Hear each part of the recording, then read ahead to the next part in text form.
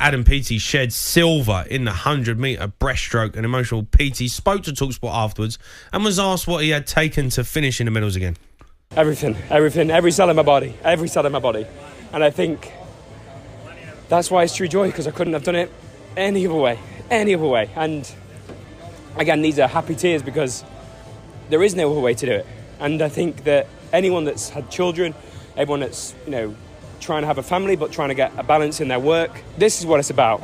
I guess that, I wasn't willing to pay the cost of a full swing in terms of, what these guys are willing to pay, because I want to enjoy my son and I don't worry about tomorrow anymore. So I think that there's a lot of things going on in my head, happy, not happy, but at the same time, I've got a job to do at the end of the week and try and get my tears out of my eyes because it's been one hell of a journey.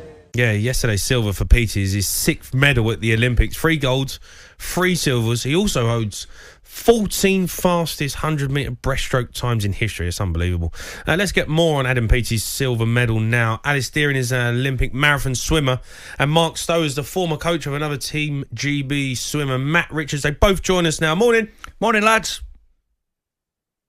Hi. Alice, Mark, how are you? Good morning. Hello, thanks for joining us. Look, loads to talk about. Obviously, Peaty couldn't secure the gold, Alice, but I mean, fair play to him, an unbelievable achievement anyway. Yeah, absolutely. And I think we all appreciate his honesty and his candor with the struggles that he's been through. And he should be really proud of himself, regardless of whatever colour that medal is. 6 Olympic medals. He's still got the relays to come. He's had a career that most people would only dream of. So he should be incredibly proud of himself and keep pushing through for Team GB.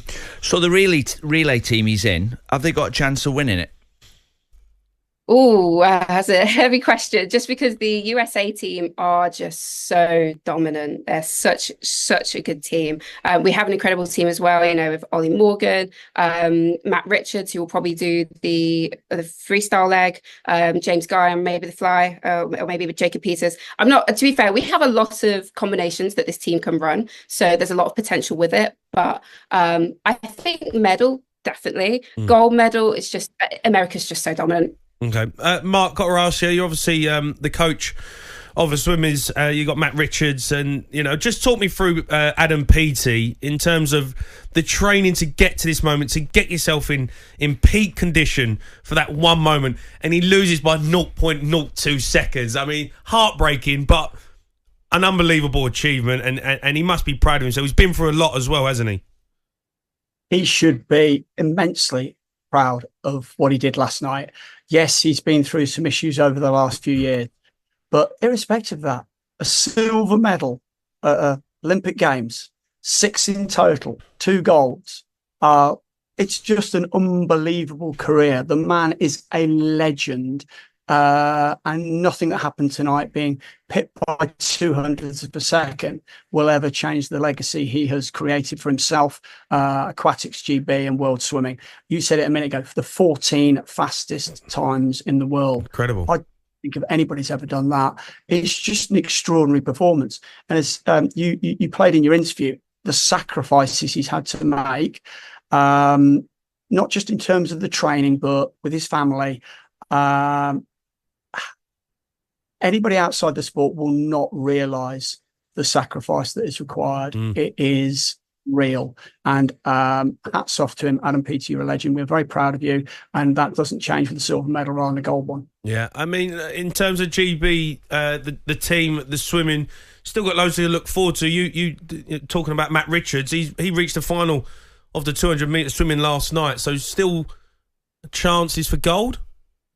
I definitely think so. We've talked about it at the pool quite a bit this morning, the difference between confidence and belief.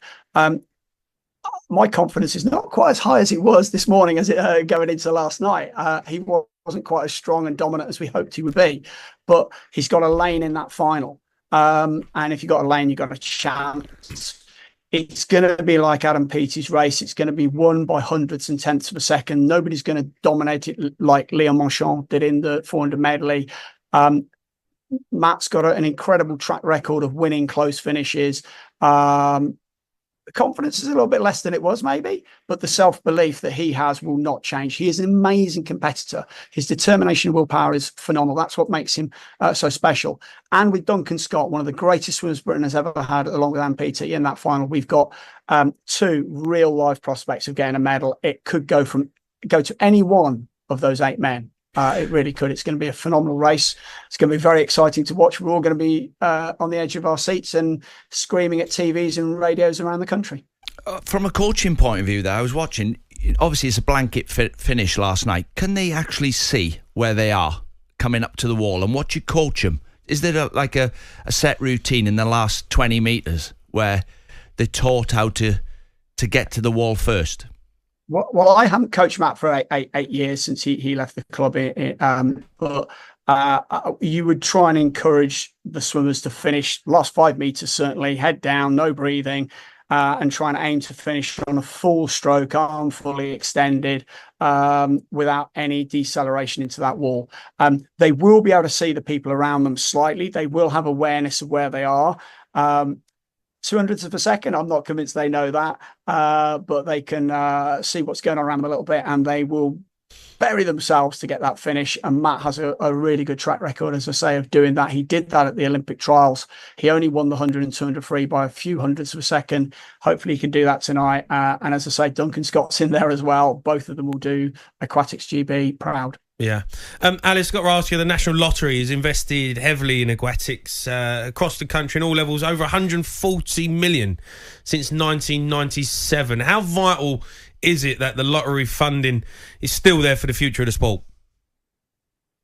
It's massively important. No one supports Team GB, our Olympians, our Paralympians, more than national lottery players. This money has helped me personally because I didn't have to worry about getting a job whilst I was at university. And these are those key years where you're transitioning from a junior athlete into a senior athlete, looking to make international teams, looking to be on the Olympic team. All of the athletes that we see swimming for Britain in aquatics are supported by this money in some way, whether that is direct money which goes into their bank account, or through training camps which are paid for them, through competitions being in a way that we don't have to pay for ourselves to go. This money is integral to the success of Team GB, and we have seen a direct improvement in our position in the medal tables because of this funding. So I'm feeling so grateful for it. I think I'm speaking on behalf of all of the athletes who are supported by this money. We are so grateful for this support, and long may it last. Yeah. All right. Absolute pleasure to speak to us. Thanks very much for coming on. talkSPORT Breakfast, waking you up Monday to Friday morning from 6 a.m. on AM, on DAB, via the talkSPORT app and on your smart speaker. talkSPORT.